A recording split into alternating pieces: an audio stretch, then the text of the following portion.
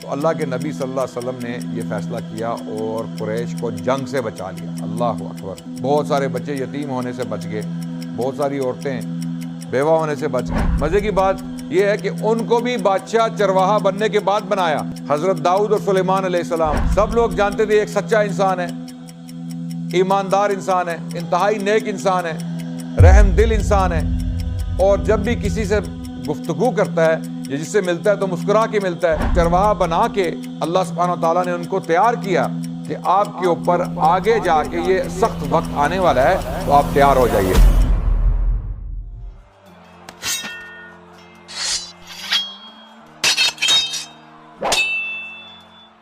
بسم اللہ الرحمن الرحیم، الحمدللہ رب العالمین، والصلاة والسلام علی خاتم الانبیاء وسید المرسلین وعلی آلہ واصحابہ الغر المیامین، اما بعد، اعوذ باللہ السمیع العلیم من الشیطان الرجیم، بسم اللہ الرحمن الرحیم، وما ارسلناک الا رحمۃ للعالمین۔ ہم حلف الفضول تک پہنچے تھے۔ حلف الفضول کا واقعہ جو ہے مکے کے شہر میں ہوا کہ جب ایک شخص کو انصاف نہیں ملا، اس نے کچھ مال بیچا اور اس کو اس کے عوض اس کا ریٹرن نہیں ملا، تو اس نے مکے کے سرداروں سے انصاف مانگا اور مکے کے سرداروں نے اکٹھا ہو کر اس کو انصاف فراہم کیا۔ اس وقت اللہ کے نبی صلی اللہ علیہ وسلم اس میٹنگ میں، اس مجمع میں موجود تھے، اور موجود ہونے کا مطلب ہے کہ وہ اس کا حصہ تھے انصاف فراہم کرنے میں۔ اور یہ اسلام کے آنے سے یا قرآن کے نزول سے بہت پہلے کا واقعہ ہے۔ تو اللہ کے نبی صلی اللہ علیہ وسلم نے بعد میں بھی فرمایا کہ اگر حلف الفضول کا واقعہ آج بھی ہو، نبوت ملنے کے بعد بھی، نبوت کا اعلان ہونے کے بعد بھی، تو میں آج بھی بڑھ چڑھ کر اس میں حصہ لوں گا۔ یعنی ایک مسلمان کے لیے ایک نوبل انڈیور میں کام کرنا، بشرطے کہ اس میں کوئی شرک شامل نہ ہو، اس میں کوئی باطل یا کوئی منکر عنصر نہ ہو، اس صورت میں مسلمان ایسے واقعات یا ایسے مواقع ان میں بے شک شامل ہوں، بشرطے کہ انصاف مقصد ہو، کسی کے ساتھ اچھائی کرنا مقصد ہو۔ کیا ہم غیر مسلموں کے ساتھ مل کے اچھے کام کر سکتے ہیں؟ بے شک کر سکتے ہیں۔ یہیں سے ہمیں مثال ملتی ہے حلف الفضول سے۔ اگر کوئی غیر مسلم کسی مظلوم کی مدد کرنا چاہ رہے ہیں، کیا ان کے ساتھ ہم مل کے اس مظلوم کی مدد کر سکتے ہیں؟ بے شک کر سکتے ہیں۔ اس واقعے سے ہمیں یہی سبق ملتا ہے، بشرطے کہ وہاں پر کوئی شرک انوالو نہ ہو، کوئی گناہ نہ کیا جا رہا ہو، کوئی منکرات کا کوئی عنصر نہ ہو، تو اس صورت میں مسلمان مل جل کے غیر مسلمین کے ساتھ بھی نیک عمل، نیک کام کر سکتے ہیں۔ تو یہ کچھ واقعات تھے اللہ کے نبی صلی اللہ علیہ وسلم کے بچپن کے اور ان کی جوانی کے۔ اور اللہ کے نبی صلی اللہ علیہ وسلم کی جوانی یا جو بچپن ہے، اس کے بارے میں صحیح اوتھینٹک انفارمیشن ملنا بہت مشکل ہے۔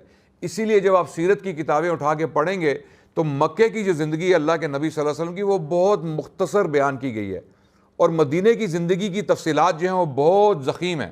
اس کی وجہ کیا ہے؟ بہت سارے لوگ یہ پوچھتے ہیں کہ اس کی وجہ یہ ہے کہ جو انفارمیشن کلیکشن کا جو پروسیس تھا، مکے کی زندگی بہت کیوٹک تھی، اس میں بہت ظلم ہوا اللہ کے نبی صلی اللہ علیہ وسلم کے ساتھ اور ان کے صحابیوں کے ساتھ، اور ان کی جان جو ہے وہ خطرے میں تھی، سب کی، اللہ کے نبی کی بھی اور ان کے صحابیوں کی بھی، ان کے ماننے والوں کی بھی۔ تو انفارمیشن کلیکٹ کرنا اور اس کو ٹرانسمٹ کرنا وہ اتنا آسان کام نہیں تھا۔ اسی لیے جو مکے کی زندگی کے بارے میں انفارمیشن ہمیں ملتی ہے وہ بہت کم ملتی ہے، جو ملتی ہے الحمدللہ جو اوتھینٹک ہے وہ اتنی ضخیم نہیں ہے، اتنی تفصیل اس میں موجود نہیں ہے جتنی مدینے کی زندگی ہجرت کے بعد، کیونکہ مسلمانوں کو ایک جو ہے امن کا گہوارہ ملا۔ یعنی امن تو کم تھا، کیونکہ اللہ کے نبی صلی اللہ علیہ وسلم اپنے آخری 10 سال بھی جو ہیں وہ جنگیں ہی لڑتے رہے اپنے دفاع میں، جب ان پر حملے کیے گئے، جس کی تفصیل انشاءاللہ ہم بیان کریں گے۔ تو مکے کی زندگی کی تفصیلات جو ہیں وہ نسبتاً کم ہیں۔ تو حلف الفضول کے بعد اللہ کے نبی صلی اللہ علیہ وسلم جو ہے وہ کچھ انہوں نے سخت زندگی گزاری غربت کی وجہ سے۔ ظاہر ہے ان کے والد فوت ہو چکے تھے، اور ابو طالب جو ہیں وہ خود کوئی اتنے امیر شخص نہیں تھے، گو کے سردار تھے، قریش کے سردار تھے، اس میں کوئی شک نہیں ہے۔ ایک نوبل فیملی سے تعلق تھا اللہ کے نبی صلی اللہ علیہ وسلم کا، لیکن زندگی گزارنے کے لیے اللہ کے نبی صلی اللہ علیہ وسلم نے بکریاں بھی چرائیں، اللہ کے نبی صلی اللہ علیہ وسلم نے ایک شیپرڈ کی حیثیت سے بھی کام کیا، اور کچھ مکے کے کچھ لوگوں کی بکریاں چرانے کے عوض ان کو چند قیرات ملتے تھے، اور اپنی جوانی کا بہت سارا حصہ جو اللہ کے نبی صلی اللہ علیہ وسلم نے وہ مکے کے لوگوں کی بکریاں چرانے میں بھی گزارا۔ اور اس میں بھی اللہ کی حکمت ہے، جو اللہ سبحانہ و تعالیٰ کسی انسان کو کبھی زندگی میں مشکلات سے گزارتے ہیں یا سخت وقت سے گزارتے ہیں، مشقت سے گزارتے ہیں، جو میں پیغام آپ کو دینا چاہتا ہوں اس واقعے کی روشنی میں، یعنی ان حالات کی روشنی میں، وہ یہ ہے کہ انسان کی زندگی میں کبھی مشقتیں آتی ہیں، مشکلات آتی ہیں، اور کبھی کبھی اس کے ساتھ مثال کے طور پہ بچپن میں شاید زیادتی بھی ہوئی ہو، سخت وقت گزارا ہو بچے نے، اور وہ بچہ بڑا ہو کر گلا کرتا ہے کہ یا اللہ میرے ساتھ اس طرح کیوں ہوا، لیکن وہ بچہ شاید یہ نہیں جانتا کہ اس کے ساتھ جو واقعات بچپن میں ہوئے ہیں وہ اس لیے ہوئے ہیں کہ اللہ تعالیٰ اس کو کسی بڑے مقصد کے لیے تیار کر رہے ہیں۔ اللہ سبحانہ تعالیٰ کا اس کے لیے کوئی پلان ہے۔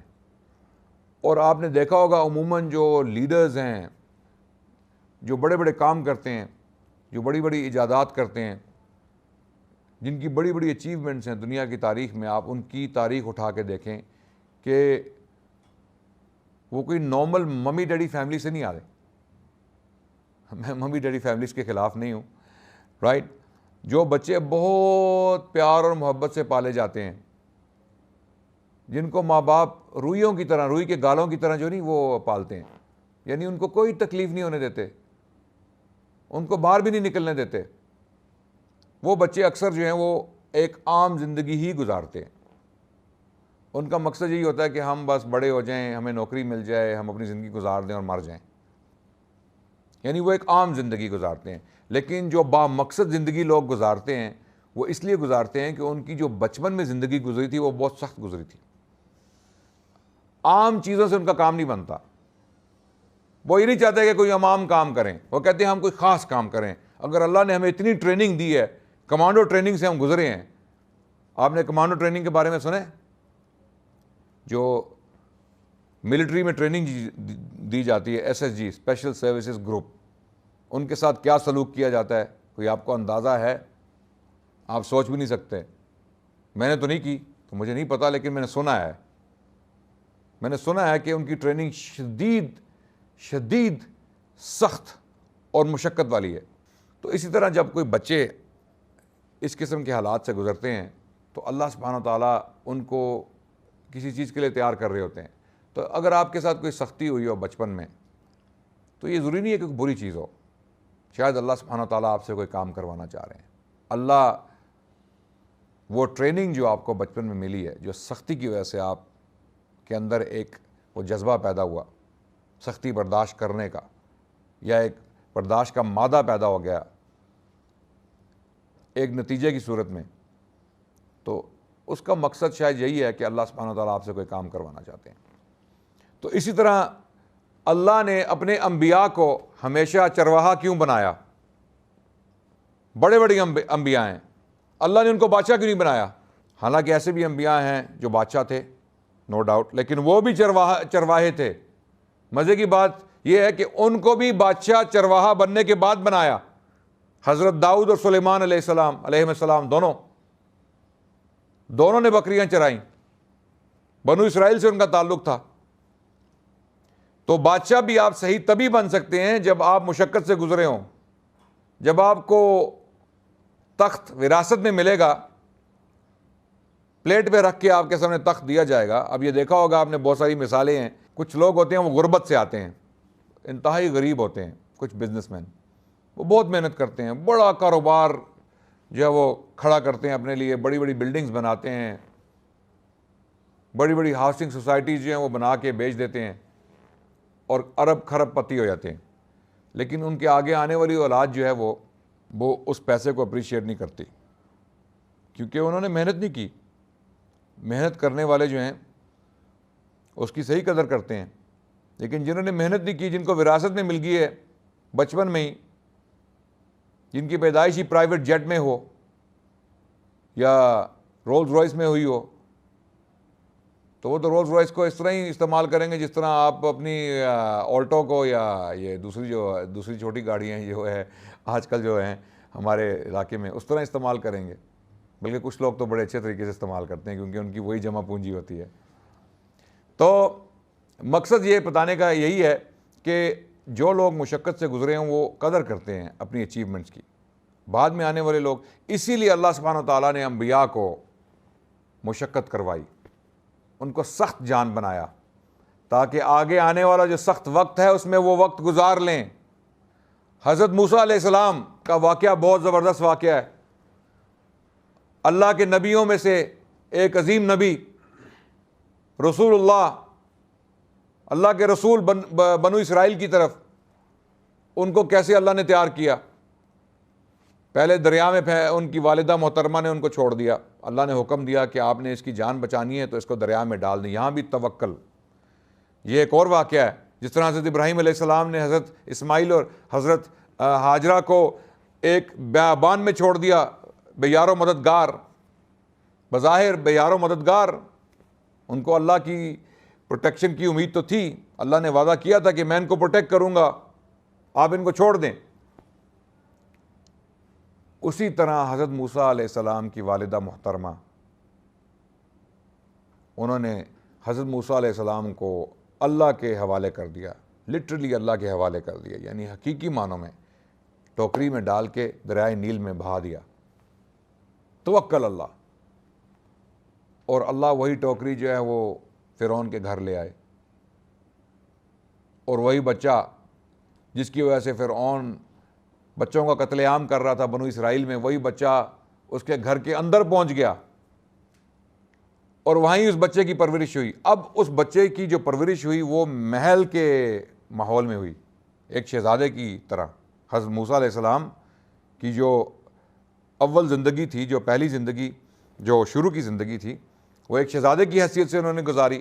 ظاہر ہے فرعون کے خاندان میں ان کی پرورش ہو رہی ہے اور ان کو کوئی سستا کھانا تو نہیں کھلایا جائے گا، ان کا جو کمرہ ہوگا کوئی عام کمرہ تو نہیں ہوگا، ان کا رہن سہن کوئی عام رہن سہن تو نہیں ہوگا، بنو اسرائیل تو غلام تھے۔ لیکن جب اللہ نے ان کو نبوت دینے کا فیصلہ کیا، جب وہ وقت آیا تو اللہ نے ان کو صحرا میں پہنچایا۔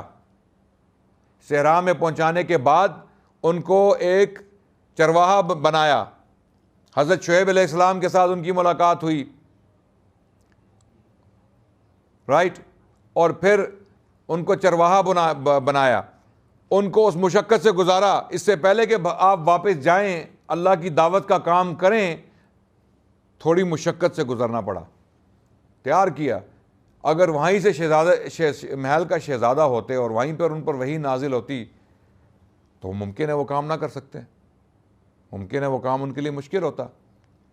اتنی آرام اور آسائش کی زندگی چھوڑ کے اچانک جو ہے وہ ان کے اوپر وحی نازل ہو جاتی کہ بھئی اب آپ نبی ہیں اللہ کے، اب آپ اللہ کی طرف بلائیں آل فرعون کو، تو شاید حضرت موسیٰ علیہ السلام تیار نہ ہوتے۔ اللہ نے ان کو نکالا محل سے، جو بھی حالات ہوئے، جو بھی حالات بنائے گئے، جو بھی اللہ کا پلان تھا اس کے مطابق ان کو وہاں سے نکالا، ان کو بھاگنا پڑا وہ شہر چھوڑ کے۔ جب وہ گئے تو انہوں نے کافی لمبا عرصہ جو ہے وہ صحرا میں گزارا، پہاڑوں میں گزارا، سخت زندگی گزاری، کہاں شہزادہ اور کہاں چرواہا، لیکن چرواہا بنایا ان کو، چرواہا بنانے کے بعد ان کو واپس لایا گیا۔ تو اسی لیے حضرت عیسیٰ علیہ السلام کو چرواہا بنایا کہ ان کا جو واسطہ ہے، جو ان کا ٹکراؤ ہے، وہ ایسے لوگوں سے ہوگا جو بہت سٹبن لوگ ہوں گے، بہت ڈھیٹ لوگ ہوں گے، اور وہ ان کے پیغام کو رد کریں گے۔ اس صورت میں آپ کو صبر کی ضرورت پڑے گی۔ اور پھر جب اللہ کے نبی صلی اللہ علیہ وسلم کو اللہ نے چرواہا بنایا صلی اللہ علیہ وسلم، تو اس کا مقصد بھی یہی تھا کہ بعد میں جو آیات نازل ہوئیں وحی کے بعد، کہ اللہ کے نبی صبر کرنا ہے۔ یا ایھا المدثر قم فانذر وربک فکبر وثیابک فطہر والرجز فہجر، اور پھر آگے جا کے وَلِرَبِّكَ فَاصْبِرْ وَلِرَبِّكَ فَاصْبِرْ، اپنے رب کے لیے آپ صبر کرنا ہے۔ اب صبر کیسے کرنا ہے جب صبر کی استطاعت ہی نہیں ہے، صبر کی طاقت ہی نہیں ہے، تو صبر کس طرح کرنا ہے؟ تو وہ پہلے ہی اللہ سبحانہ و تعالیٰ نے ان کو اتنی مشکلات سے گزار دیا تھا۔ ایک یتیم بنایا، یتیم ہونے کے بعد ایک سخت وقت گزرا ان کے بچپن میں، اور اس کے بعد ان کو چرواہا بنایا، اور چرواہا بنا کے اللہ سبحانہ و تعالیٰ نے ان کو تیار کیا کہ آپ کے اوپر آگے جا کے یہ سخت وقت آنے والا ہے، تو آپ تیار ہو جائیے۔ اور اللہ کے نبی صلی اللہ علیہ وسلم اس وقت اس دور سے گزر رہے تھے۔ پھر 25 سال کی عمر میں اللہ کے نبی صلی اللہ علیہ وسلم جو ہے وہ شام کے علاقے کی طرف گئے اور کچھ تجارت کی۔ مکے کی ایک امیر خاتون تھی خدیجہ کے نام سے، جو بیوہ تھی اس وقت، اور مکے کے بڑے بڑے سردار ان سے شادی کرنا چاہتے تھے، بڑے بڑے سردار۔ انہوں نے پروپوزل بھی بھیجے، پیغام بھیجے رشتے کے کہ آپ ہمارے ساتھ شادی کیجئے، کیونکہ وہ بیوہ تھی، she was available for marriage, اور امیر عورت تھیں، اچھے خاندان سے تھیں، تو ہر کوئی چاہتا تھا کہ ان کے ساتھ شادی کی جائے، لیکن انہوں نے کسی کا رشتہ قبول نہیں کیا۔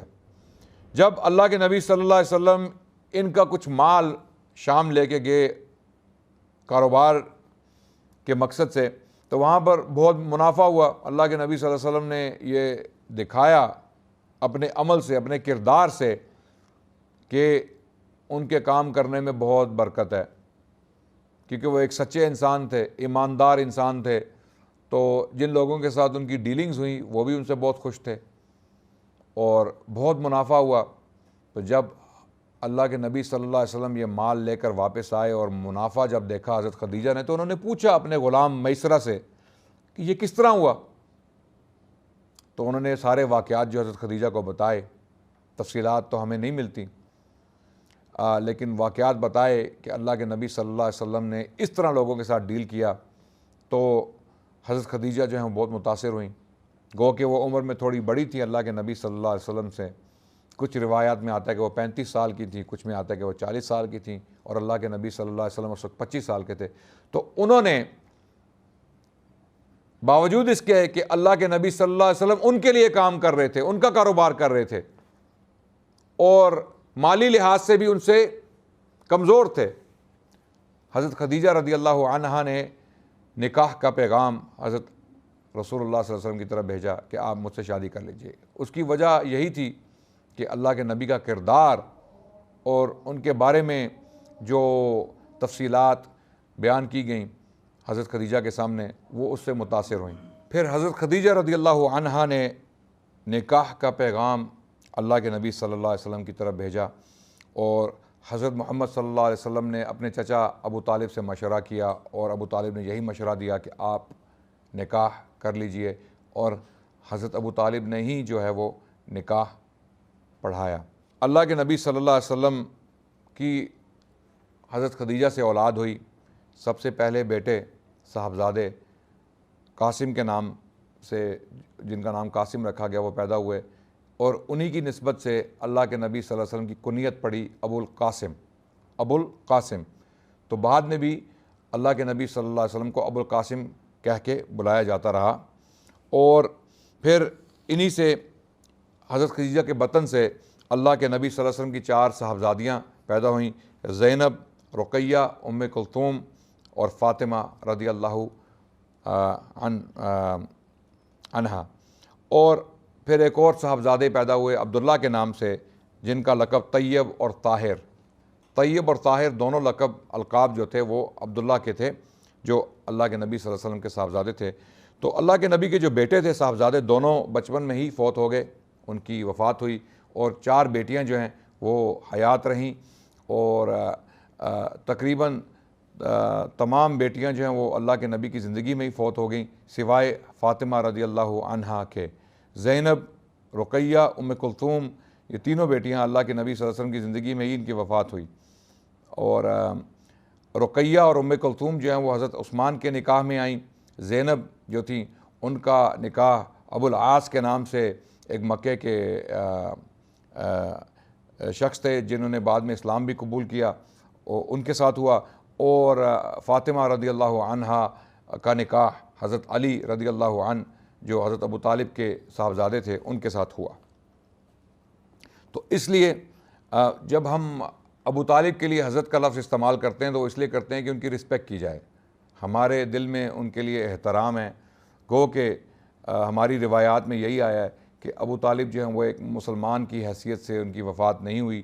اہل تشیع اس سے اختلاف کرتے ہیں، وہ کہتے ہیں کہ ابو طالب یقیناً مسلمان تھے، لیکن اہل سنت کا جو موقف ہے وہ یہی ہے، جو میجورٹی اہل سنت، جو اکثریت ہے اہل سنت کے علماء کی، ان کا موقف یہی ہے کہ ابو طالب جو ہیں وہ اسلام لانے سے پہلے یا اسلام نہیں لائے تھے جب ان کی وفات ہوئی۔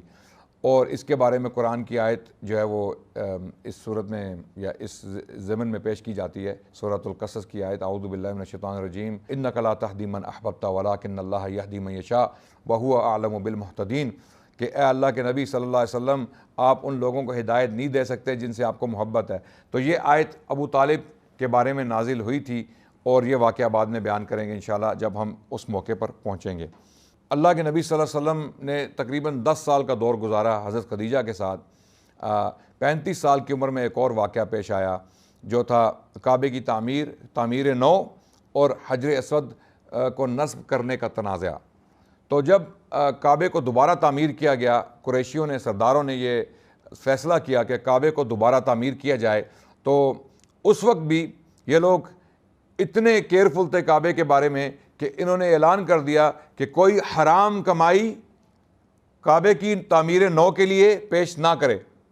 جس نے کوئی حرام کا پیسہ کمایا ہے، کسی طرح بھی حرام کا پیسہ کمایا ہے، جو بھی ان کے ہاں حرام سمجھا جاتا تھا، اگر کسی نے ان سورسز سے پیسہ کمایا تو وہ کعبے کی تعمیر نو کے لیے پیش نہ کرے۔ اور آج بھی ہمیں یہی سبق لینا چاہیے۔ جو لوگ مسجدوں میں چندہ دیتے ہیں وہ سوچ لیں کہ اگر ان کی کمائی حرام کی ہے، اسلام کی روشنی میں، اسلام کی جو تعلیمات ہیں ان کی روشنی میں اگر ہمیں کسی چیز کا بتایا گیا کہ یہ حرام ہے اور ہم اس کاروبار میں مبتلا ہیں، تو مسجد میں پیسے دینے سے آپ کی حرام کی کمائی حلال نہیں ہو سکتی، اور نہ آپ کو اس کا ثواب ملے گا۔ سزا اور جزا اللہ کے ہاتھ میں ہے۔ ہم وہی بیان کر رہے ہیں جو ہمیں بتایا گیا ہے، جو ہمیں پڑھایا گیا ہے۔ ہم یہاں فتوے نہیں دے رہے، کوئی کسی کو جج نہیں کر رہے، لیکن آپ خود ہی سمجھیے کہ اگر آپ کی کمائی حرام کی ہے تو اس کو نیکی کے کام میں استعمال مت کریں۔ حرام کی کمائی سے صدقہ مت دیں، حرام کی کمائی سے مسجد کی تعمیر مت کیجیے، حرام کی کمائی سے کسی بیوہ کی یا کسی یتیم کی کفالت مت کیجیے، اس میں ثواب ملنے کی امید نہیں ہے۔ تو اسی لیے یہ چیز تو کفار قریش بھی سمجھتے تھے، یہ تو ان کی عقل میں بھی بات آ گئی کہ حرام کی کمائی کعبے کی تعمیر میں نہیں ڈالنی۔ کعبے کو تعمیر کیا گیا، اور جب حجر اسود کو نصب کرنے کا موقع آیا تو سردار آپس میں لڑ پڑے۔ یہ بہت بڑا ایک موقع تھا اور بہت بڑی سعادت تھی ان سرداروں کے لیے۔ تو ہر سردار یہی کہہ رہا تھا، قریشی سردار جو ان کے قبائل تھے چھوٹے چھوٹے، سب آپس میں رشتہ دار تھے، لیکن ان کے چھوٹے چھوٹے قبیلے تھے، فیملیز تھیں، تو فیملیز کے جو لیڈرز تھے وہ آپس میں لڑ پڑے۔ انہوں نے کہا نہیں، ہمارا سردار جو ہے وہ نصب کرے گا۔ دوسرا قبیلہ کہنے لگا نہیں، ہمارا سردار جو ہے وہ حجر اسود کو نصب کرے گا۔ تو اس جھگڑے کا اب نتیجہ جو ہے وہ جنگ کی صورت میں نظر آنے لگا کہ اب جنگ ہوگی آپس میں ان قبائل کی۔ تو پھر یہ فیصلہ کیا گیا کہ اب جو شخص کعبے کے احاطے میں داخل ہوگا ہم اس کو اپنا جو ہے حکم بنا لیں گے، وہ جو فیصلہ کرے گا ہم اس کو مان لیں گے۔ جو شخص بھی داخل ہوگا ہم اس کو اپنا حکم یا اپنا آربیٹریٹر مان لیں گے۔ اللہ کی قدرت، اللہ کا کرنا۔ کون داخل ہوا؟ اللہ کے نبی صلی اللہ علیہ وسلم۔ اور جب سرداروں کی نظر محمد صلی اللہ علیہ وسلم پر پڑی تو انہوں نے کہا ان سے ہم سب راضی ہیں، اس شخص سے ہم سب راضی ہیں۔ کیوں؟ مکے میں اللہ کے نبی صلی اللہ علیہ وسلم کی کیا حیثیت تھی؟ سب لوگ جانتے تھے ایک سچا انسان ہے، ایماندار انسان ہے، اور انتہائی نیک انسان ہے، رحم دل انسان ہے، اور جب بھی کسی سے گفتگو کرتا ہے یا جس سے ملتا ہے تو مسکرا کے ملتا ہے صلی اللہ علیہ وسلم۔ تو انہوں نے کہا فیصلہ کیجئے۔ تو اللہ کے نبی صلی اللہ علیہ وسلم نے فرمایا کہ چادر ڈالیے۔ ایک چادر ڈالی گئی، اس میں حجر اسود جو ہے وہ حجر اسود جو ہے اس میں درمیان میں رکھا گیا، اور اللہ کے نبی صلی اللہ علیہ وسلم نے سب سرداروں کو کہا کہ ہر سردار چادر کا ایک کونا پکڑ لے اور آپ چادر اٹھائیے اور میں جو ہے وہ اس پتھر کو نصب کر دوں گا. اس طرح ہم سب کا حصہ جو ہے وہ اس میں پڑ جائے گا, جھگڑا نہیں پڑے گا.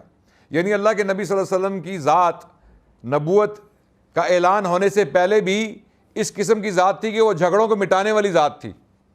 وہ نہیں چاہتے تھے کہ جھگڑا بڑھے یا لوگوں کے آپس میں جو ہے تنازع ہوں یا لڑائیاں ہوں یا جنگیں ہوں. تو اللہ کے نبی صلی اللہ علیہ وسلم نے یہ فیصلہ کیا اور قریش کو جنگ سے بچا لیا. اللہ اکبر. بہت سارے بچے یتیم ہونے سے بچ گئے, بہت ساری عورتیں بیوہ ہونے سے بچ گئیں, کیونکہ قریشی جو ہیں وہ ایک جنگجو قبیلہ تھے, اور جب وہ جنگ کرتے تھے آپس میں تو وہ جنگ بہت انتہائی خونخوار جنگ ہوتی تھی, اس میں بڑے لوگ مارے جاتے تھے. تو اللہ کے نبی صلی اللہ علیہ وسلم نے نبوت کا اعلان ہونے سے پہلے 35 سال کی عمر میں یہ جنگ جو ہے وہ ان سے جو ہے پھیر دی, یعنی اس کو ہٹا دیا. اس کے بعد کچھ ایسے واقعات ہوئے جو نبوت سے پہلے انشاءاللہ وہ آپ کے سامنے میں بیان کروں گا اگلی قسط میں. تب تک کے لیے آپ سے اجازت چاہتا ہوں. اگلی قسط میں انشاءاللہ ہم کچھ ایسے واقعات آپ کے سامنے پیش کریں گے جن میں یہ بتایا جائے گا کہ اللہ کے نبی صلی اللہ علیہ وسلم کو وحی جب ان پر پہلی وحی نازل ہوئی 40 سال کی عمر میں, وہ کب ہوئی, کہاں ہوئی, اور اس سے پہلے کے حالات کیا تھے.